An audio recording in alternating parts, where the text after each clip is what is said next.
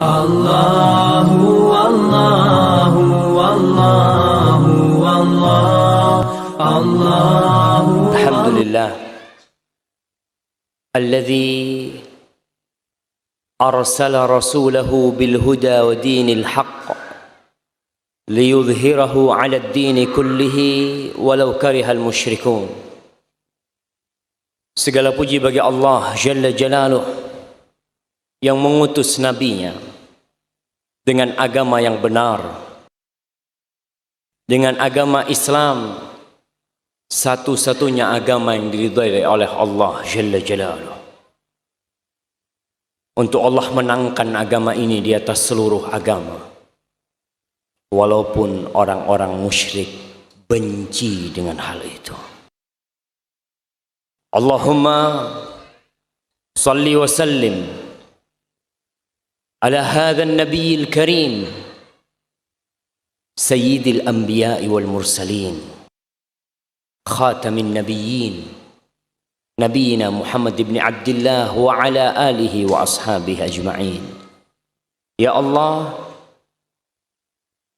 semoga salawatmu, semoga salam berkah dan nikmatmu senantiasa kau curahkan untuk hamba kekasihmu yang mulia ini, imamnya para rasul, yang paling mulia di antara para nabi, baginda Nabi kita Muhammad sallallahu alaihi wasallam. Dan semoga salawat itu bersambung untuk keluarga beliau, untuk istri-istri beliau, untuk putra-putri beliau, dan untuk seluruh sahabat Nabi radhiyallahu taala anhum ajma'in. Amma ba'd. Ma'asyiral muslimin, pada hari Ahad. Hari apa? Bukan hari Minggu. Ana sampai sekarang ana mau kasih hadiah lah. Siapa yang tahu kok bisa hari Ahad itu jadi Minggu? Padahal semuanya itu bahasa Arab. Dan semuanya itu bisa disebut diambil dari bahasa yang sama. Bahasa Suryania kalau nggak salah. Senin, Itsnin. Thulatha dari Thalatha. Arbi'a dari Arba'. Kemudian Khamis dari Khamsa. Kemudian Jumu'ah, dikatakan Jum'ah karena tempatnya ijtima, tempatnya kumpul. Kemudian Sabat, jelas hari Sabtu. Lalu kok jadi Minggu? Ya, fadhal. Santo Domingus. Kenapa? Ada apa dengan Santo Domingus? Dia yang ganti itu hari Ahad. Masya Allah. Namanya siapa? Santo Domingus. Barakallahu fikum. Makasih atas ilmunya. Nanti kita cari siapa Santo Domingus. Orang mana? Orang Surabaya? Bukan. Tinggalnya di Cibinong. Enggak, Santo Domingus itu tinggal di Cibinong. Ya, kita cari betul jemaah. Kita ini harus belajar. Kok bisa berubah jadi Minggu? Kemana Ahad? Kita harus cari tahu. Karena banyak pembodohan terhadap publik yang kita tidak sadar dengannya. Pada suatu hari, baginda Nabi Muhammad sallallahu alaihi wasallam menaiki mimbarnya. Ada berapa anak tangga mimbar Rasul sallallahu alaihi wasallam? Masya Allah, banyak yang jawab nggak ada hadiahnya. Tapi 3 anak tangga mimbar Rasul sallallahu alaihi wasallam, 3. Awalnya Nabi ceramah nggak di mimbar. Awalnya Rasul sallallahu alaihi wasallam berceramah itu bersandar kepada batang pohon kurma. Kemudian ditawari oleh para sahabat untuk dibangunkan mimbar dari kayu. Rasul sallallahu alaihi wasallam mengiyakan. Maka dibangunkan mimbar dengan 3 anak tangga. Ketika Rasulullah SAW ceramah di mimbar itu, pohon kurma yang biasa dipakai bersandar oleh Rasulullah SAW merintih. Ka'innu ka'aninis sabi, seperti tangisannya, seperti rintihannya bayi. Pohon pun merindukan Rasul sallallahu alaihi wasallam. Bagaimana dengan kita yang mengaku umatnya Rasul sallallahu alaihi wasallam? Dia merasakan indahnya disandari oleh manusia termulia di muka. Ketika Rasul sallallahu alaihi wasallam suatu hari naik mimbarnya, di setiap anak tangga mimbar beliau mengatakan amin. Naik lagi amin. Naik lagi amin. Para sahabat mempertanyakan. Mereka tidak mendengar sesuatu apapun kecuali amin Nabi Muhammad sallallahu alaihi wasallam. Maka mereka bertanya, "Ala madza amanta ya Rasulullah?" Apa yang kau aminkan wahai Rasul sallallahu alaihi wasallam? Nabi alaihi salatu wasallam menjelaskan, "Lamma raqitu ad-darajal ula." Ketika aku naik ke anak tangga pertama, ja'ani Jibril. Datang kepadaku Jibril alaihi salam. Faqala, lalu Jibril mengatakan, syaqiyun abdun adraka Ramadan fansalakha minhu wa lam yughfar lahu. Syaqi, celaka, melarat, sengsara seorang hamba yang hidup di bulan Ramadan. Bisa hadir menghirup udara Ramadan, bulan yang dicintai Allah, bulan yang diturunkan Al-Quran. Kemudian dia keluar dari bulan Ramadan, dosa-dosanya belum diampuni.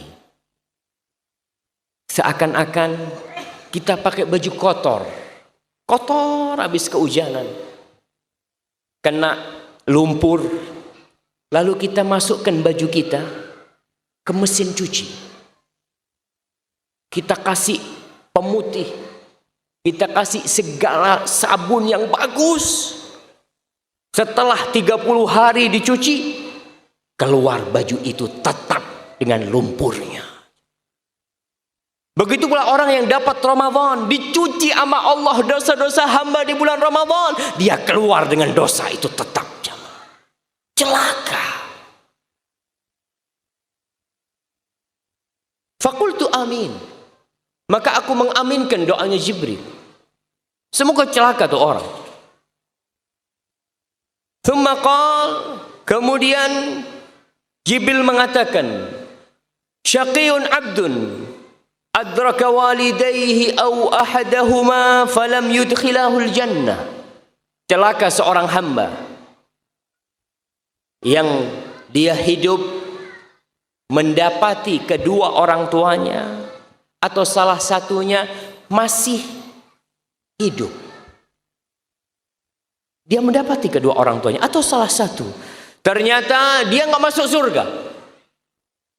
Nih, pintu surga terdekat dia nggak bisa masuk surga. Maka celaka tuh orang. Fakultu amin. Kata Nabi SAW, maka aku katakan amin. Semoga celaka tuh orang.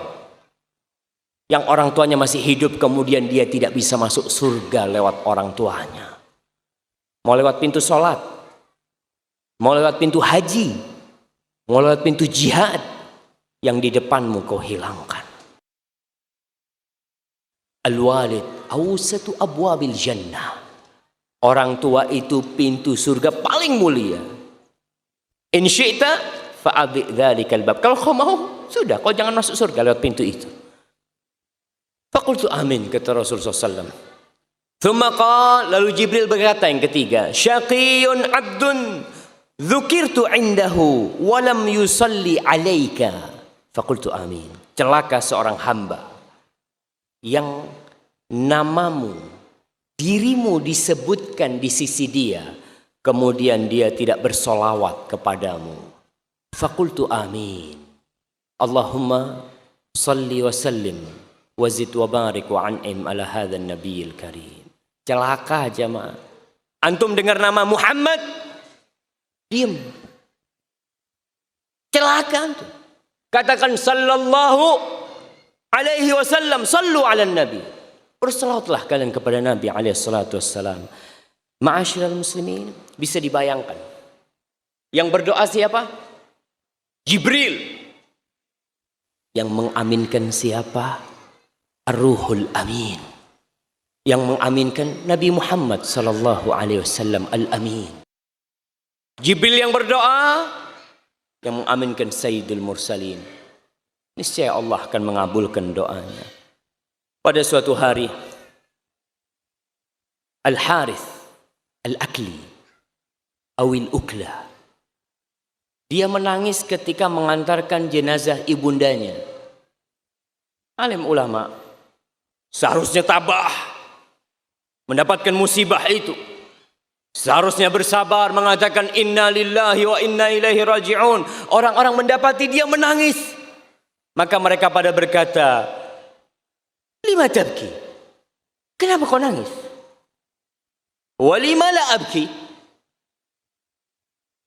Waqad ughliqa anni babun min abwabil jannah. Bagaimana aku tidak akan menangis? Salah satu pintu surga sudah ditutup buat aku. Ma'asyiral muslimin, yang mendapatkan orang tuanya masih hidup tuh pintu surga. Allah Jalla Jalaluhu di dalam Al-Quranul Karim, di dalam 4 ayat, menggabungkan hak untuk dirinya dan hak untuk kedua orang tua. Karena Allah tahu keberadaan manusia, keberadaan kita itu dikarenakan keberadaan orang tua kita. Yang pertama, di surat Al-Baqarah ayat 83. Allah Jalla Jalaluhu mengatakan, wa idh akhadna mitsaqa bani Israil. Ketika kami ambil perjanjian kepada Banu Israel. Apa perjanjian yang Allah bikin dengan Banu Israel? La ta'buduna illallah wa bil walidaini ihsana.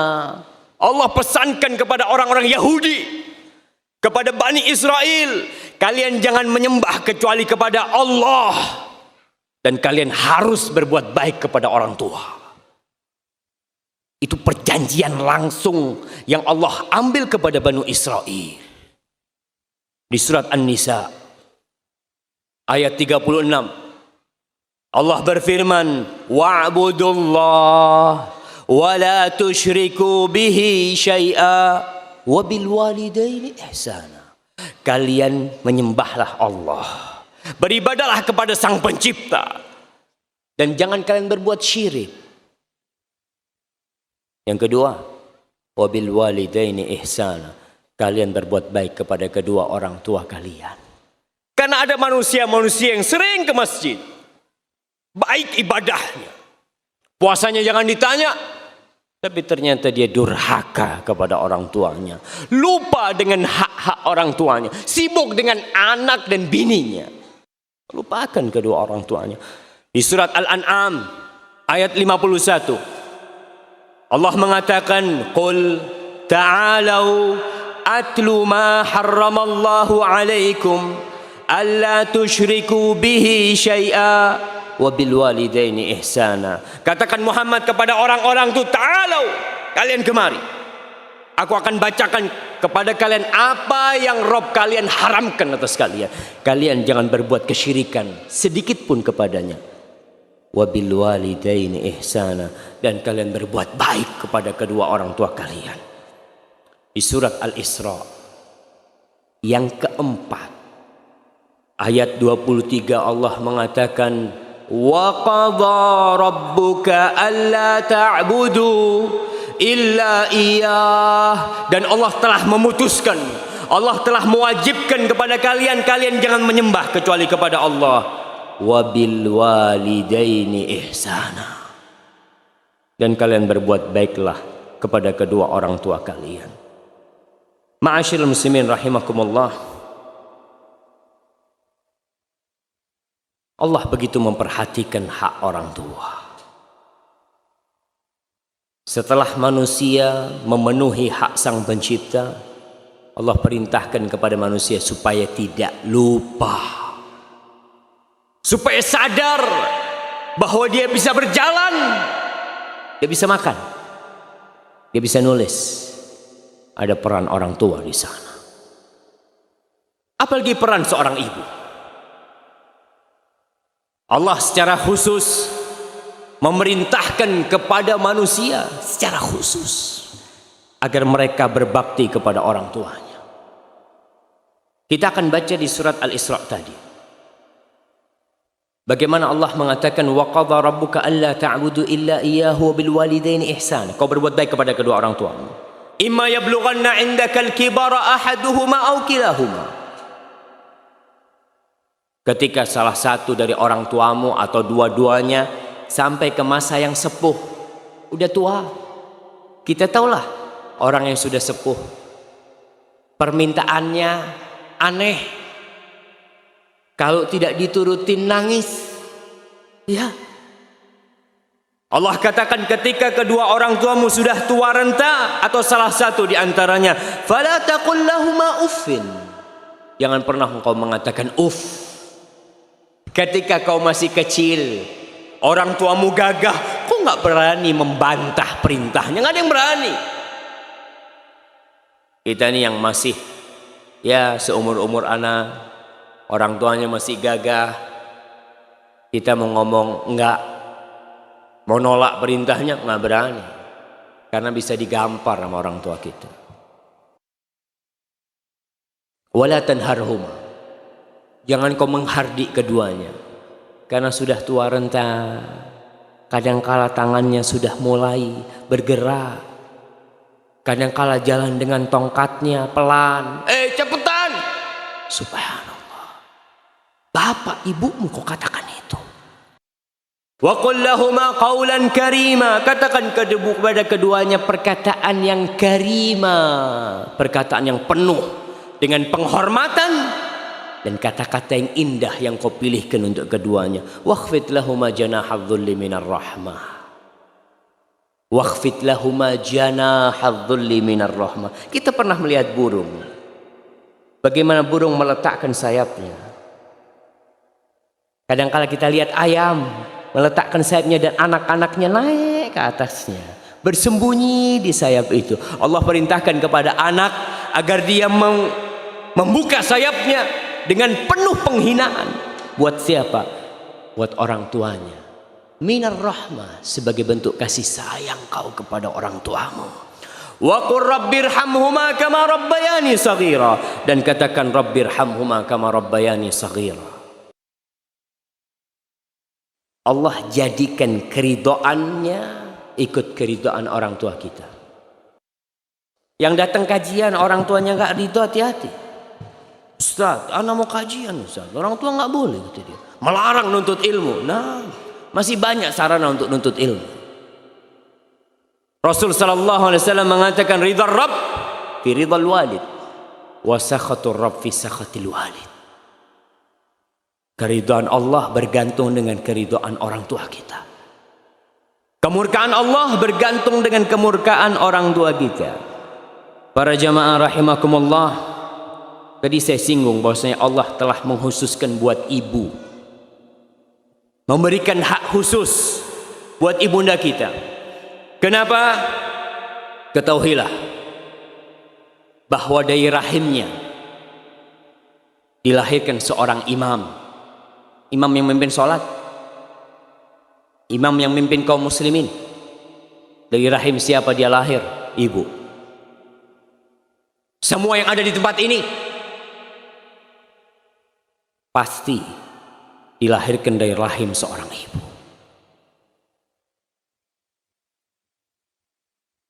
Orang-orang pada ribut kemarin merayakan hari ibu.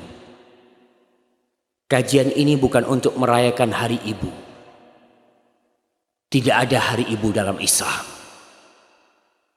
Tidak ada hari ibu dalam Islam, karena semua hari 360 hari milik ibu kita. Nggak ada kau khususkan buat ibu satu hari. Aku ingat sama ibu, aku doakan ibuku. Tidak, seorang muslim dalam doanya, dalam sujudnya, dalam waktu-waktu mustajab, dia mengatakan Rabbi ghfirli wali walidayya warhamhuma kama rabbayani shaghira.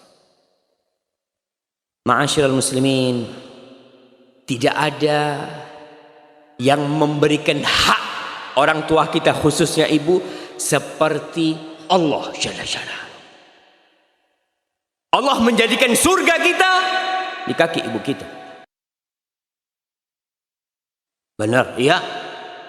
An Muawiyah As-Sulami qala, Muawiyah As-Sulami berkata, Ataitu Nabiya sallallahu alaihi wasallam faqultu ya Rasulullah. Aku mendatangi Rasul SAW. Lalu aku mengatakan, ya Rasulullah, inni uridul jihad fi sabilillah. Aku ingin berjihad di jalan Allah. Jihad jemaah. Orang yang mati di medan perang dengan tetesan darah pertama diampuni dosa-dosanya. Dia akan dikawinkan dengan bidadari-bidadari surga. Bahkan dia akan diberi oleh Allah kesempatan memberikan syafaat kepada 70 dari keluarganya. Subhanallah. Zirwatu sanamil Islam, ibadah Islam yang paling tinggi. Dia datang mau berjihad. Apa kata Rasulullah SAW? Hal ummuka hayyah? Muawiyah, ibumu masih hidup? Qultu na'am. Iya Rasulullah SAW. Ilzam rijlah fathammal jannah. Kau terus di kaki ibumu, berdiam kau di kaki ibumu, di situ ada surga. Bukankah seorang hamba ketika berjihad ingin surga? Bukankah dia ingin masuk ke dalam Firdaus? Ilzam rijlah. Kata Rasulullah SAW, kau tetap berdiam di kaki. Qultu na'am. Wa qala li rajulin akhar mithlah. Dan Nabi pernah mengatakan kepada lelaki lain seperti itu. Falzamha fa innal jannata tahta rijlaiha. Di situ ada surga kalau engkau benar mencari surga. Siapakah orang yang paling berhak mendapatkan penghormatan kita? Bos kita, istri kita, anak-anak kita. Anak-anak gak pernah berbuat baik sama kita. Kita yang berbuat baik sama dia. Dalam hadis riwayatkan Imam Bukhari dan Muslim dari Abu Hurairah radhiyallahu taala anhu, jaa rajulun ila Nabi sallallahu alaihi wasallam faqal, datang seorang lelaki menjumpai Rasul sallallahu alaihi wasallam, lalu dia berkata, ya Rasulullah, wahai Rasulullah, man ahaqqun nas bi husni sahabati? Siapakah manusia di muka bumi ini yang paling berhak mendapatkan kebaktianku, persahabatanku terbaik? Siapa yang paling berhak aku temani dalam kehidupan ini? Qala ummu. Kata Rasulullah SAW, ummu, ibundamu. Qala thumma man? Lalu siapa Rasulullah SAW? Qala thumma ummu, ibundamu. Qala thumma man? Lalu siapa wahai Rasul? Ya, yang pertama ibu, yang kedua ibu, yang ketiga. Setelah ibu siapa? Thumma ummu, ibundamu lagi. Qala thumma man? Qala thumma abu. Baru setelah itu bapakmu. Para jamaah, kita ini yang laki jangan cemburu ketika anak kita lebih cinta sama ibunya daripada kita. Dan para istri, jangan sakit hati ketika suaminya berbakti sama ibunya, menghabiskan waktu bersama ibundanya. Engkau harus bersyukur kepada ibunda suamimu. Kenapa? Ia rela anaknya kau ambil. Ibu itu kepingin anaknya sukses, berhasil. Kemudian anaknya mendampingi ibu. Tapi ketika menikah, dibawa sama istrinya, hidup bersama istrinya, sibuk dengan anak-anaknya. Maka tolong para wanita, membantu suaminya berbakti sama ibunya. Ketika sang suami dapat rezeki, para suami lihat kau sisihkan buat ibumu pertama. Bukan buat anak istrimu. Oh, istriku kepingin ini, ibuku kepingin ini, anakku kepingin ini. Mana yang didahulukan? Ibu. Dan subhanallah, kepingin rasanya kalau ada yang bisa ketika dapat rizki, dia datang ke ibunya, bu, ini rizki bu, ibu ambil yang mau, ibu ambil. Para jamaah, Allah secara khusus menyebutkan ibu di surat Al-Ahqaf ayat 15.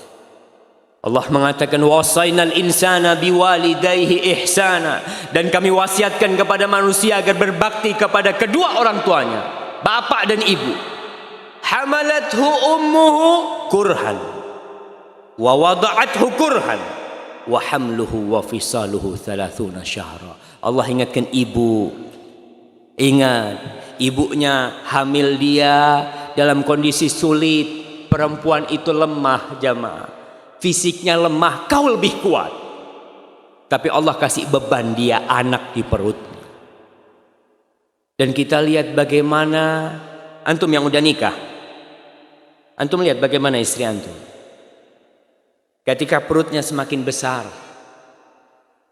dia udah mulai sulit tidur, miring gak bisa, lurus punggungnya sakit. Kemudian ketika dia duduk, anaknya mulai bergerak-gerak, ditendang-tendang ibunya. Seneng ibu kita tuh ketika kita di perutnya. Dia seneng ketika kita tendang-tendang dia. Dia akan perintahkan bapak kita, sini-sini, dengerin nih, kau pegang tuh. Subhanallah.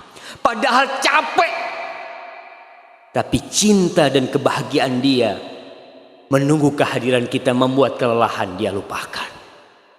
Ketika suatu hari gerakan di perutnya berhenti, apa yang dirasakanlah ibu kita? Ketika kita tidak berputar di perut ibu kita, bingung. Dia mengatakan kepada ayah kita, Fulan, kok gak bergerak ya bayinya? Aku takut ada apa-apa sama dia. Berangkat ke dokter, diperiksa, gak apa-apa, sehat. Bahagia tuh ibu. Ketika datang masa-masa melahirkan, Allah mengatakan wa wada'athu kurha. Dia melahirkan. Ibu kita melahirkan kita. Kita yang bisa ada di sini keluar dari rahim ibunda kita. 9 bulan kita makan dari darah ibu kita. Kita darah dagingnya. Ketika dia mengeluarkan kita, berat. Bukaan pertama, bukaan kedua, bukaan ketiga, berangkat ke dokter, kau harus banyak jalan. Jalan ibu kita. Lihat lagi bukaan kelima, alhamdulillah sudah tinggal sedikit. Tambah mendekat, tambah sakit yang dirasakan oleh mereka untuk mengeluarkan kita jemaah. Wa hamluhu wa fisaluhu 30 syahra. Kemudian setelah itu lahir, disusui sama ibunya. Hamil dan disusuinya 30 bulan bisa jadi. Ketika lahir, kebutuhan kita dengan ibu kita semakin parah. Kita nggak bisa berbuat apa-apa. Kita hanya bisa menangis. Ibu kita ketika kita menangis, dia gendong kita, dia dekatkan kita dengan tetek. Dia susui. Dia meletakkan kita di dadanya. Berapa kali sehari? Puluhan kali. Malam hari tatkala semua tidur, kita menangis, dia bangun, dia gendong kita. Lalu setelah kita besar, setelah 2 tahun kita disusui, kita diajarin jalan sama ibu kita. Ketika bisa jalan, bahagianya tuh ibu. Ketika panas sedikit, dia antar ke rumah sakit. Ma'asyiral muslimin rahimakumullah, Nabi SAW berpesan khusus untuk ibu. Bukan cuma Allah, Nabi pun. Beliau mengatakan dalam hadis yang diriwayatkan oleh Imam Bukhari dan Muslim, Inna Allah haram alaikum uquqal ummahat. Allah mengharamkan kepada kalian durhaka kepada ibu kalian. Ibu kalian. Haram durhaka kepada bapak, iya. Tapi Nabi mengkhususkan kepada ibu. Kenapa? Kenapa Nabi mengkhususkan ibu yang disebut? Padahal durhaka kepada bapak juga haram. Karena ibu kita memiliki kehormatan yang lebih tinggi di atas bapak kita. Karena kedudukan anak kepada ibunya lebih bisa dia lakukan daripada kepada bapaknya. Bapaknya kuat, dia takut sama bapaknya. Tapi sama ibu, kemudian karena kebanyakan kedurhakaan itu sama ibu, bukan sama bapak.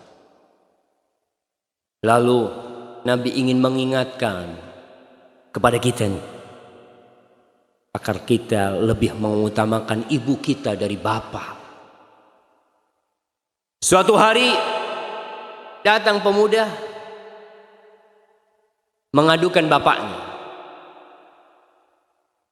Apa kata pemuda ini kepada Rasulullah SAW?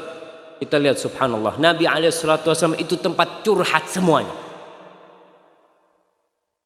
Istri curhat sama Nabi, perempuan-perempuan curhat sama Nabi, suami curhat sama Nabi, anak-anak curhat sama Nabi, bapak curhat sama Nabi. Datang nih pemuda mengatakan, ya Rasulullah, inna abi ijtah mali. Wahai Rasulullah SAW, bapakku ngambil hartaku. Bapakku ngambil hartaku. Kau panggil bapak. Datang bapaknya. Benar, kau ngambil hartanya dia. Iya Rasul, aku ambil harta dia. Nggak boleh emang ambil harta dia. Aku ambil harta dia. Ya Rasul, aku yang susah payah membesarkan dia. Aku yang bekerja siang malam demi dia jadi besar, agar dia sukses. Kemudian setelah dia berhasil, aku nggak boleh ngambil hartanya. Rasul sallallahu alaihi wasallam mengatakan kepada pemuda ini, sini, anta wa maluka li abi. Kau bersama hartamu untuk orang tuamu, bukan cuma hartamu, dirimu. Maka orang tua kalau bunuh anaknya tidak dikisos. Enggak, milik dia tuh anak, hasil karya dia, dosa iya, tapi tidak dikisos. Hak orang tua besar bapak, apalagi ibu. Tapi kebolehan mengambil harta anak ini tidak semena-mena. Jangan ada bapak-bapak dari majelis ini mengatakan, alhamdulillah saya mau ambil motor anak saya, Ustaz, pulang. Bukan, dia boleh ambil harta anaknya selama tidak membahayakan anaknya. Anaknya punya motor 3, bapaknya ambil 1, ambil. Buat apa kau simpan itu? Tatkala orang-orang bertanya kepada Rasul sallallahu alaihi wasallam tentang masalah infak, sedekah nih. Yas'alunaka madza yunfiqun. Mereka bertanya kepadamu apa dan kepada siapa mereka berinfak. Qul ma anfaqtum min khairin falil walidaini wal aqrabin. Kata Allah Jalla Jalla, katakan Muhammad kepada mereka, harta yang hendak kalian nafkahkan, yang paling berhak mendapatkannya adalah kedua orang tua, kemudian kerabat-kerabat kita. Para jamaah, demi orang tua, hijrah pun harus ditinggalkan. Di dalam hadis yang diriwayatkan Imam Ahmad, datang seorang lelaki menjumpai Rasul sallallahu alaihi wasallam. Dia mengatakan, ji'tu ubayi'uka 'alal hijrah. Wahai Rasul sallallahu alaihi wasallam, aku datang untuk berbaiat kepadamu untuk berhijrah meninggalkan negeri kafir ke negeri Islam. Wa taraktu abawayya yabkiyan, dan aku tinggalkan kedua orang tuaku nggak ridho, nangis keduanya.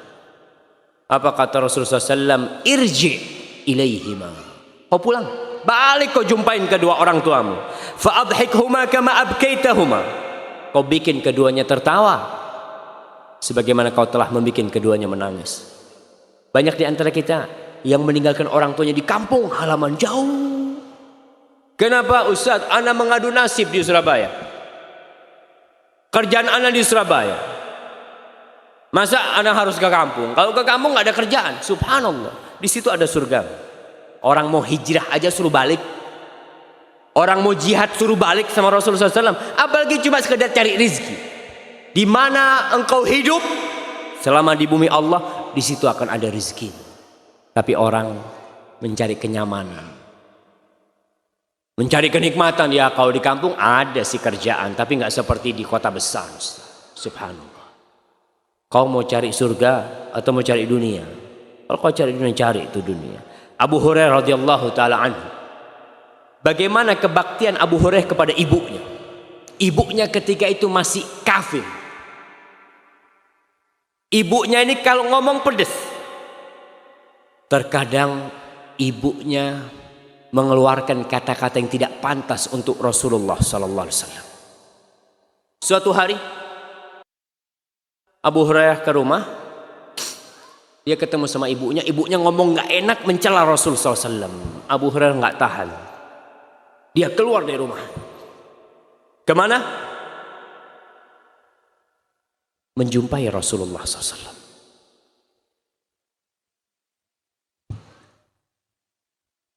Dia mengatakan, ya Rasulullah, wahai Rasulullah, ud'ullah li ummi Abi Hurairah.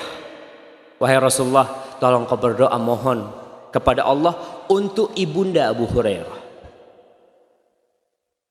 Ini kebaktian yang paling dahsyat dari seorang anak. Ketika mendapatkan ibundanya dalam kemaksiatan, dalam kekufuran, dia meminta kepada Allah bagaimana ibunya bisa masuk surga. Rasul sallallahu alaihi wasallam angkat tangan mengatakan, Allahumma hdi umma Abi Hurairah. Ya Allah, berikan hidayahmu kepada ibunda Abu Hurairah. Udah. Abu Hurairah pulang ke rumahnya. Jumpain ibunya. Ketika mau masuk dilarang sama ibunya. Ala risli, tunggu. Ternyata ibunda Abu Hurairah sedang mandi. Ketika dibukakan pintu, ibunda Abu Hurairah mengatakan, Asyhadu an la ilaha illallah wa asyhadu anna Muhammad Rasulullah. Adakah kebaktian yang lebih dari menyelamatkan ibundanya dari api neraka? Subhanallah. Hadis ini diriwayatkan Imam Bukhari dalam kitab Al-Adabul Mufrad dan sahih. Kemudian Abu Hurairah ketika Rasul SAW sudah meninggal dunia. Abu Hurairah itu setiap mau keluar rumahnya, dari rumahnya itu nggak gabung sama rumah ibundanya. Tapi rumahnya satu halaman. Jadi kumpul lah, nggak jauh sama ibundanya. Setiap Abu Hurairah mau pergi, dia datang ke ibunya. Dia mengatakan, Assalamu alaiki ya ummah wa rahmatullah wa barakatuh. Rahimakillah kama rabbaitini saghiran. Abu Hurairah mengatakan, Assalamualaikum wahai ibundaku, semoga rahmat Allah dan berkahnya untukmu. Semoga Allah merahmatimu wahai ibundaku, sebagaimana engkau telah membesarkan aku, merawatku ketika aku kecil. Fataqulu ibunya menjawab, wa alaikassalam ya waladi wa rahmatullah wa barakatuh, rahimakallahu kama barartani kabiran. Wahai anakku, semoga Allah menyayangimu sebagaimana engkau telah berbakti kepadaku dalam kondisi engkau besar. Dalam perjalanan Abu Hurairah kalau mau pulang, datang ke rumah ibunya dulu. Bukan ke rumah istrinya, ibunya. Ma'asyiral muslimin rahimakumullah, Al-Imam Ibnul Jauzi, beliau hidup di abad ke-6 kira-kira. Dia menjelaskan tentang kondisi abad ke-6. Berapa tahun yang lalu? 800 tahun yang lalu kira. Dia menceritakan, inni ra'aitu syabibatan min ahli zamanina la yaltafituna ila birril walidain. Aku melihatnya anak-anak muda sekarang nih, di zamanku, mereka tidak menoleh, tidak memperhatikan tentang birrul walidain. Wala yarawnahu laziman luzumad din. Mereka tidak melihatnya sebagai suatu kewajiban agama, enggak. Mereka hanya, ya sudahlah, kalau ente punya waktu ente berbakti. Kalau punya waktu ya sudah. Allah tidak memberatkan kepada hambanya, la yukallifullah nafsan illa wus'aha. Punya dalil kadang kala mereka tidak berbakti sama orang tuanya. Yarfa'una aswatahum 'alal aba' wal ummahat wa ka'annahum la ya'taqiduna ta'atahum minal wajibat. Cerita nih kondisi manusia di zamannya Ibnul Jauzi. Mereka ngangkat suara kepada bapak ibunya. Lalu beliau mengatakan, wal ya'lamil bar, hendaklah anak yang berbakti mengetahui. Nih kita belajar untuk dapat ilmu nih. Nih salah satu ilmu kita dengar nih dari Ibnul Jauzi. Dia mengatakan wal ya'lamil baru bil walidain annahu mahma balagha fi birrihima lam yafi bi syukrihima. Hendaklah dia tahu seperti apa, sebaik apa kebaktian dia kepada kedua orang tuanya, itu tidak pernah dia bisa mencapai berterima kasih kepada keduanya. Belum. Jangan pernah merasa aku sudah berbakti, jangan. Kemudian Ibnul Jauzi menceritakan an Zur'ah bin Ibrahim anna rajulan jaa ila Umar. Ada seorang laki datang menjumpai Umar bin Khattab radhiyallahu taala anhu. Dia berkata, innali umman balagha bihal kibar wa innaha la taqdi hajataha illa wa dhahri matiyatun laha wa uwaddi'uha wa asrifu wajhi anha fahal addaitu haqqaha. Ini orang tanya sama Umar radhiyallahu taala anhu, wahai Amirul Mukminin, aku nih punya ibu udah tua, udah renta, dia itu udah nggak bisa apa-apa. Dia kalau mau ke kamar mandi, punggungku yang jadi kendaraan. Ke kamar mandi, aku yang memwudukkan dia dan aku memalingkan wajahku ketika aku memwudukkan dia, membersihkan dia.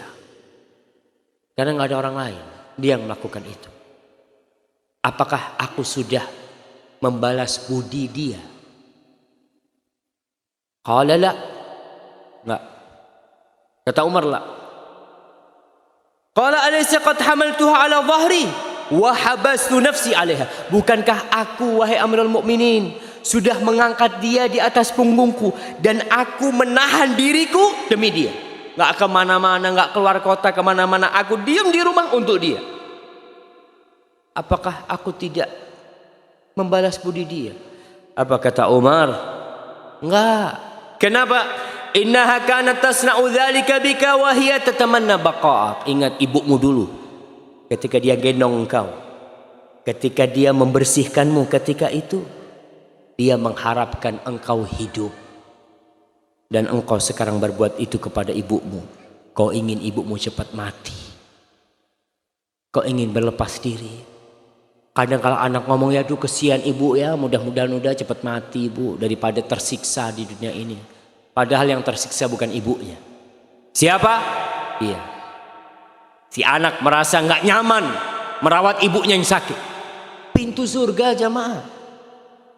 Ma'asyiral muslimin rahimakumullah, datang orang lain kepada Ibnu Umar radhiyallahu taala anhum. Ini kisah sering kita dengar. Tapi terkadang lewat aja. Datang seorang kepada Ibnu Umar mengatakan, hamaltu ummi ala raqabati min Khurasan. Aku gendong ibuku di punggungku, di leherku sini, dari Khurasan. Khurasan itu di mana jemaah? Di Iran sana. Jalan kaki ini dia, gendong ibunya. Antum gendong ibu mungkin dari depan rumah ke dalam aja kadang kala udah berat. Ini dari Khurasan berangkat haji dia. Ingin ibunya berangkat haji. Hatta qadaitu biha manasikal hajj. Aku sampai selesai melaksanakan manasik haji. Aturani jazaituha. Menurutmu aku sudah balas enggak budinya dia? Qala la. La. Wala talqatun min talaqatiha. Sakit dia ketika dia menjerit untuk mengeluarkan engkau dari perutnya, satu belum kau balas. Para jamaah, Ibnu Jauzi mengatakan, hendaklah orang yang berbakti tahu diri. Sebanyak apapun kebaktian dia, sebanyak apapun duit yang diberikan kepada ibunya, bapaknya, maka dia belum membalas budi orang tuanya. Dan seorang anak, ingat, yang sudah dewasa, jangan berpikir berubah. Aku kan sudah jadi bapak, Ustaz. Aku sudah memiliki anak yang dia wajib berbakti kepadaku. Nah, kau jadi bapak buat anakmu, tapi buat ibumu kau tetap anak. Bos, jenderal, profesor, doktor. Iya, di kampus kau profesor, di kampus kau doktor, di markas kau jenderal, di rumah kau anak buat ibu. Supaya kita sadar pangkat kita yang terhadap ibunda kita. Ma'asyiral muslimin, seperti apa sih cinta ibu kita kepada kita? Sulit untuk digambarkan. Kalau kita membutuhkan jantung dia akan kasihkan. Ada seorang pujangga, seorang penyair yang memberikan gambaran kepada kita tentang bagaimana cintanya seorang ibu kepada anaknya. Supaya kita sadar seorang muslim, kalau ibu kita marahnya pun dengan cinta. Dia pukul anaknya dengan cinta. Anaknya mau nyebrang jalan, dia pukul. Kenapa? Karena benci? Tidak. Dia takut buah hatinya tertabrak. Penyair ini mengatakan, anak akan bacakan. Ketika anak baca ini, Masya Allah, betapa sayangnya ibu kita sama kita tuh. Dia mengatakan, aghramru'un yawman ghulaman jahilan binuqudihi kayma yuhiqa bihi ad-darar qala atini bifuadi ummika ya fata walakal jawahiru wad-darahim wad-durar فأتى فأغرز خنجرا في قلبها والقلب أخرجه وعاد على الأثر لكنه من فرط سرعته هوى فتدحرج القلب المعفر بالأثر ناداه قلب الأم وهو معفر ولدي حبيبي هل أصابك من ضرر فكأن هذا الصوت رغم حنوه غضب السماء على الغلام قد انهمر فارتد نحو القلب يغسل بما فاضت به عيناه من سيل العبر ويقول يا قلب انتقم مني ولا تغفر فإن جريمتي لا تغتفر فاستل خنجره ليطعن قلبه طعنا فيبقى عبرة لمن اعتبر ناداه قلب الأم كف يدا ولا تطعن فؤاد مرتين على الأثر. Dia bercerita, ada seorang lelaki yang membodoh-bodohin anak muda. Dia katakan, ente sini, ente anak kasih fulus, anak kasih permata, berlian. Dia ingin membodoh-bodohin anak ini, tapi syaratnya satu, kau datangkan jantung ibumu. Ada anak-anak muda kalau sudah kena narkoba, kena apa, dikasih duit, berangkat tuh. Fa'ata, dia datang, dia jumpain ibundanya, lalu dia tusuk ibunya, dan dia keluarkan jantung ibundanya untuk ditukar dengan emas-emasan, ditukar dengan perlian dan mutiara. Lalu dia cepat bawa tuh jantung. Dalam perjalanan, karena terburu-buru, dia tersandung. Ketika tersandung, jantung itu menggelinding. Kemudian jantungnya bercampur dengan debu. Dalam kondisi jantung itu menggelinding, nadahu qalbul Jantung itu memanggil anaknya. Wahai Ananda, wahai Anandaku, kau nggak apa-apa anakku. Kau nggak apa-apa kesandung anakku, kata dia. Suara itu yang penuh dengan kelembutan, tetap seakan-akan suara itu adalah murka Allah Jalla Jalla kepada anak. Maka dia ambil tuh jantung ibundanya, dia cuci dengan air mata yang menetes dan mengalir dari matanya. Lalu dia mengatakan, wahai jantung ibundaku, kau balas dendam atas kesalahan anakmu ini. Kesalahanku tidak mungkin bisa diampuni. Maka dia ambil pisau yang dia gunakan untuk menusuk ibundanya. Dia hendak menusuk dirinya sendiri. Lalu jantung itu mengatakan, kufayatan, jangan anakku, jangan kau bunuh aku 2 kali, wahai anakku, jangan.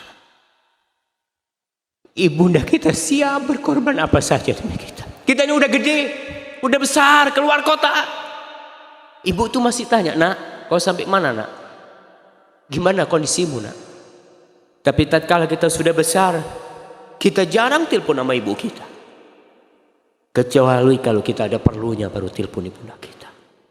Ma'asyiral muslimin rahimakumullah. Dapat apa orang yang durhaka kepada orang tuanya? Supaya kita tahu diri.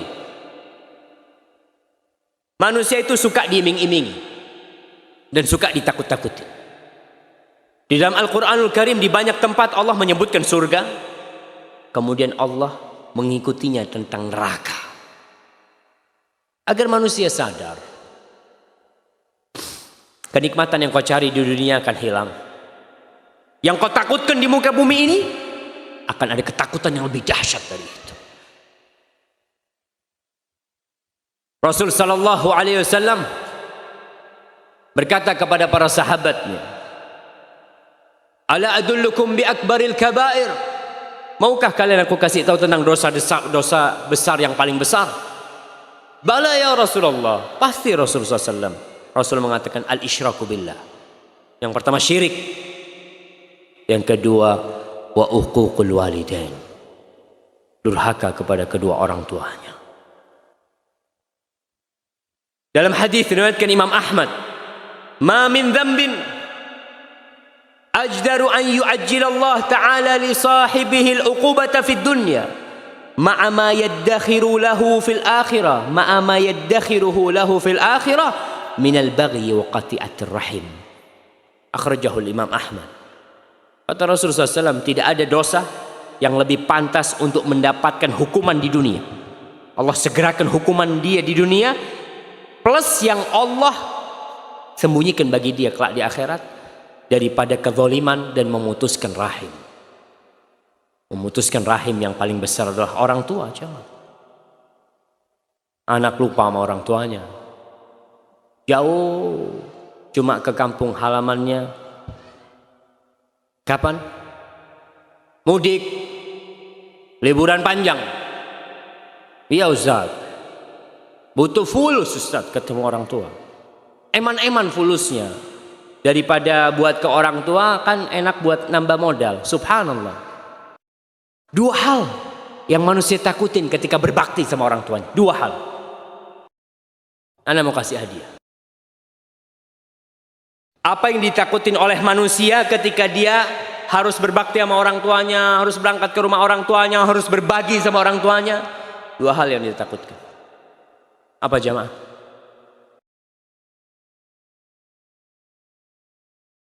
Bukan takut istri. Hartanya berkurang dan takut istri. Bukan sih, anak kasih antum. Ya, yang satu betul, hartanya berkurang.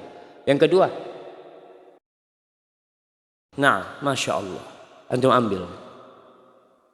Iya, kita mau berbakti sama orang tua itu takut 2, gak punya waktu, biaya besar. Dan ternyata Rasul Sallallahu Alaihi Wasallam mengatakan, kedua yang kita takutkan ini udah dijamin sama Allah. Gimana kalau kita ada jaminan jamaah? Ada orang menjamin antum. Syuf, antum berangkat ke Kalimantan, tiket pesawat semua apa, biaya semua, anak ganti. Kemudian anak kasih tambahan. Kira-kira kita berangkat nggak? Berangkat kita. Yang jamin nih Allah. Kata Rasul Sallallahu Alaihi Wasallam, man sarrahu ayun sa'alahu fi athari wa yubsata lahu fi rizqih falyasil rahim. Barang siapa yang ingin umurnya diberkahin, antum berangkat ke orang tua antum, umur antum nggak berkurang, ditambah umur antum. Wa yubsata lahu fi rizqih, rizkinya nggak dikurangin, ditambahin rizkinya. Hendaklah orang yang ingin itu silaturahim sama orang tuanya. Apa masih antum meragukan jaminan Allah? Allah yang jamin jamaah. Nih ibu-ibu tadi ada yang mengatakan takut istri. Kayaknya nggak banyak yang takut istri. Ana izin dulu.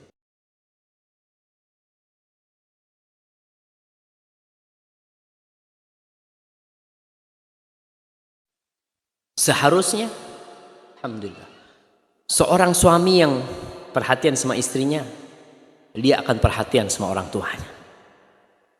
Istrinya perempuan, ibu anak-anaknya, dia perhatian sama istrinya. Ibunda dia perempuan, dan ibunda dia adalah wanita yang melahirkan dirinya. Ma'asyiral muslimin, kapan terakhir kali antum nih minjit kaki ibu antum? Bertahun-tahun antum bisa sama ibu antum. Kaki yang pernah bengkak kaki ibu kita itu, gendong kita, datang sama ibu, pijetin kaki dan katakan Rabbighfirli wali walidayya warhamhuma kama rabbayani shaghira. Kalau antum punya rezeki, pulang berangkat ke kampungnya, cuma apa, mau pijit kaki ibu, pijit. Ya Allah, mudah-mudahan ini yang memasukkan aku ke surga. Kita nggak tahu lewat pintu mana kita masuk surga. Ini pintu paling dekat, kita tinggalkan.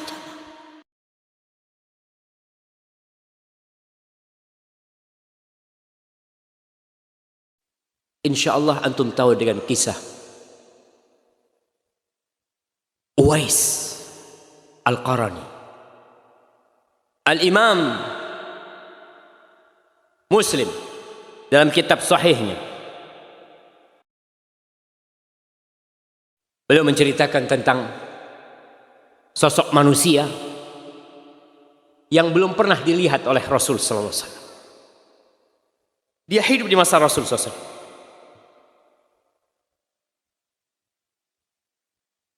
Rasul sallallahu alaihi wasallam menceritakan tentang kisah dia kepada Umar bin Khattab. Karena Umar bin Khattab radhiyallahu anhu, biasanya Umar bin Khattab ini idza ata alaihi amdadu ahli Yaman, kalau datang tuh pasukan-pasukan dari Yaman ke Madinah, Umar hanya bertanya tentang satu manusia. Afikum Uwais bin Amir, di tengah-tengah kalian ada nggak Uwais bin Amir? Terus setiap kali datang nggak pernah ketemu, sampai suatu saat ketemu sama Uwais bin Amir. Faqala anta Uwais bin Amir, engkau Uwais bin Amir? Qala na'am, iya, aku Uwais bin Amir. Min Murad, kau dari Murad, dari kabilah Murad. Thumma min Qaran, kemudian kau dari kabilah Qaran. Qala na'am, iya. Qala laka walidah, kau punya ibu? Qala na'am, iya, aku punya ibu. Dapat nih Umar, nih orang yang dia maksud di depan dia, yang dia cari bertahun-tahun, kemudian ada di hadapan Umar. Apa kata Umar? Sami'tu, aku mendengar Rasulullah sallallahu alaihi wasallam yaqul, Nabi alaihi salatu wasallam bersabda, ya'ti alaikum Uwais bin Amir ma'a amdadi ahli Yaman min Muradin thumma min Qaran kana bihi barasun fabara'a minhu illa mawdi'a dirham lahu walidatun huwa biha barrun law aqsama 'ala Allah la abarra. Aku mendengar Rasul SAW bersabda, akan datang tuh nanti Uwais bin Amir bersama pasukan dari Yaman nantinya. Dia dari Murad, kemudian dari Qaran. Dia dulu punya penyakit baros. Baros itu penyakit putih semua jamaah ya. Mungkin apa sekarang? Ada orang yang putih rusak kulitnya seperti. Ya antum tahulah. baros itu. Kemudian dia meminta kepada Allah agar disembuhkan, dan disembuhkan semuanya kecuali ada sebesar 1 dirham. Dikatakan di perutnya. Dia tidak minta disembuhkan itu, supaya dia tahu dan ingat dulu kau punya penyakit itu. Lalu Allah sembuhkan engkau. Setiap kali dia lihat perutnya dia ingat. Lahu walidah, Nabi mengatakan alaihi salatu wasallam, dia memiliki ibu. Yang Uwais ini berbakti banget sama ibunya. Lau aqsama 'ala Allah la abarrah. Bayangkan, Nabi mengatakan, andai kata Uwais bin Amir ini bersumpah meminta kepada Allah, Allah akan kabulkan permintaan. Nggak pernah berjumpa dengan Rasul SAW. Dia memilih untuk berbakti sama ibunya. Orang-orang kampung berangkat berjumpa dengan Rasul SAW untuk mendapatkan fadilah suhbah, menjadi sahabat Nabi. Iya, tapi Uwais karena punya ibu, dia berusaha berbakti sama ibundanya. Uwais ini kata Rasul SAW, kalau dia bersumpah minta sama Allah, dia mengatakan, ya Allah, aku minta kau turunkan hujan. Allah turunkan hujan. Itu kata Nabi SAW. Nabi mengatakan kepada Umar, fa in istata'ta an yastaghfir laka faf'al. Kalau kau bisa Umar, minta kepada Uwais agar dia memohonkan ampun untukmu, kau minta sama Uwais. Umar bin Khattab, Amirul Mukminin, disuruh minta doa dari Uwais bin Amir, jamaah. Kenapa? Karena dia berbakti sama ibundanya. Fastaghfirli, kau mohonkan ampun buat aku. Fastaghfar lahu. Lalu Uwais memohonkan ampun buat Umar bin Khattab. Faqala lahu Umar, aina turid? Kau mau ke mana? Al-Kufah. Aku mau ke Kufah. Aku akan bikin surat buat engkau kepada gubernur Kufah agar dia perhatikan kepadamu. Apa kata Uwais? Aku nufi ghabra'in nas ahabbu. Aku jadi orang yang enggak dikenal, enggak ada orang tahu, lebih aku senang ya wahai Amirul Mukminin. Selesai. Tahun depannya orang-orang pada haji. Salah satu orang yang dari Kufah tuh berangkat haji, ditanya, kau tahu Uwais di Kufah? Iya. Taraktuhu rassal bait qalilal mata. Uwais itu bajunya aduh jelek ya, rumahnya juga buruk. Kemudian barang-barangnya sedikit, maksudnya orang miskin tuh Uwais. Lalu Umar mengatakan kepada orang ini tentang hadis Rasul SAW. Apa yang terjadi?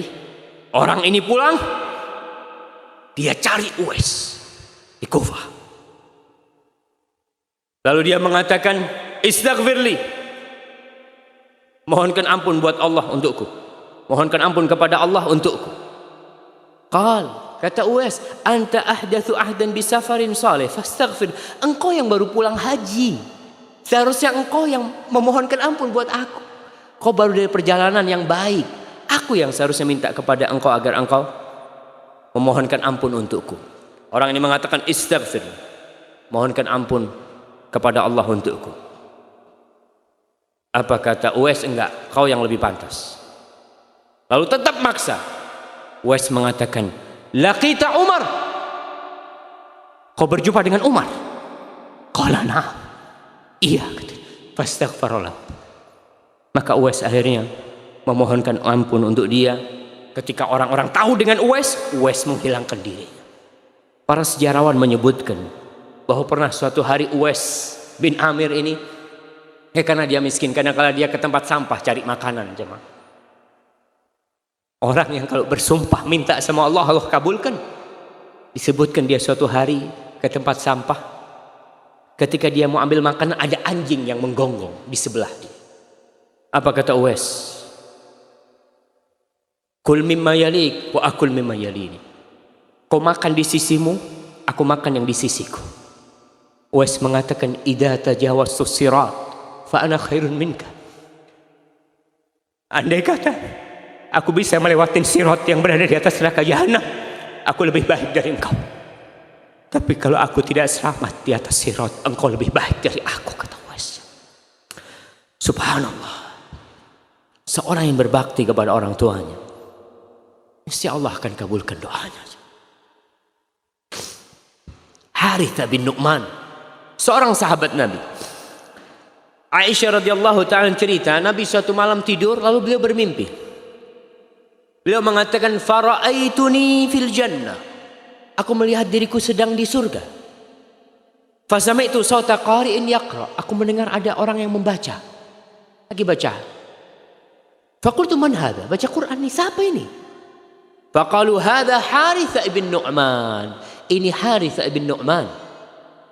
Faqala Rasulullah SAW, kadzalikal bir, kadzalikal bir, wa kana abarran nas bi ummihi. Dia adalah orang yang paling berbakti kepada ibundanya. Rasul sallallahu alaihi wasallam tidak sempat berjumpa dengan ibundanya ketika beliau besar. Beliau pernah meminta izin kepada Allah agar bisa memintakan ampun untuk ibundanya. Tapi tidak dikasih sama Allah. Lalu Nabi SAW minta izin sama Allah untuk boleh berkunjung ke kuburan ibundanya. Maka Nabi diperbolehkan berziarah ke kuburan ibundanya. Ketika beliau berada di kuburan ibundanya, beliau menangis. Beliau mengatakan kepada para sahabatnya, kuntu nahaitukum an ziyaratil kubur. Dulu aku melarang kalian ziarah kubur. Ala fazuruha. Sekarang kunjungi kuburan. Fa innaha tudzakkirul akhirah. Ziarah kubur itu mengingatkan kepada akhirat. Pada waktu itu Nabi menangis dan para sahabatnya nangis semuanya. Ma'asyiral muslimin yang masih punya orang tua, yang masih punya ibu, saatnya kita melihat berapa yang kita berikan kepada ibunda kita dan berapa yang kita berikan kepada istri kita, kepada anak kita. Yang terkadang ibunda kita itu dengan yang sedikit sudah ridha. Belikan makanan buat ibunda kita, ajak makan orang tua kita. Ya. Telepon tiap hari kalau bisa telepon. Kalau enggak SMS orang tua. Jangan mengatakan alhamdulillah Ustaz saya seminggu sekali telepon ibu saya. Subhanallah. Tiap hari itu ibu kita doakan kita, ingat sama kita. Masa kita ingat sama ibu kita seminggu sekali? Pulang setahun sekali. Bikin 3 bulan sekali. Ustaz duitnya habis. Jangan takut. Allah yang jamin. Masa kau masih takut? Hadza wallahu a'lam bishawab. Itu yang bisa kita kaji pada kesempatan kali ini. Apabila itu benar, itu dari Allah Jalla Jalaluh, dan apabila ada yang salah dan kurang berkenan itu dari diri saya sendiri. Allah dan Rasulnya terbebaskan dari kesalahan itu.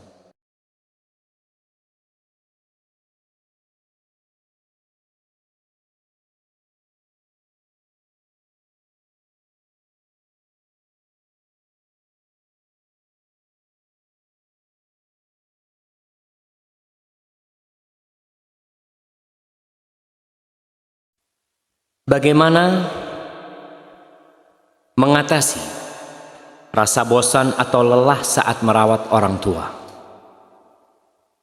Apakah bila kita pernah merasa lelah, maka sirna bakti yang sudah dilakukan? Namun terkadang di hati ada rasa bosan, kesal dan emosi terhadap permintaan aneh-aneh. Lalu bagaimana bila kita membohongi karena tidak bisa mengikuti permintaan? Ma'asyiral muslimin rahimakumullah.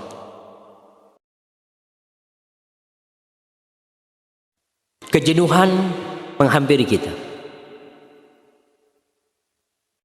Ana punya ibu, subhanallah. Dia 2 tahun ini udah kena stroke. Allah yashfiha. Terkadang datang ya rasa kesian sama ibu kita. Mungkin rasa bosan kadang-kala datang, tapi kita harus usir. Ketika antum pegang tangan ibu antum, antum ingat nih tangan yang dulu gendong antum. Nih tangan yang dulu ngusap, membersihkan kotoran antum. Maka ingat dengan itu. Insya Allah kebosanan itu akan hilang. Dan ingat ini pintu surga antum. Ketika antum pegang kakinya nih, kaki ibu ana, ya Allah mudah-mudahan aku masuk surga lewat ibunda. Permintaan yang aneh-aneh dari orang tua, para ulama menafsirkan firman Allah, wala tanharhuma. Jangan kau hardik keduanya. Salah satu maknanya, jangan kau halangi keduanya dari apa yang dia pinta, sedangkan engkau mampu.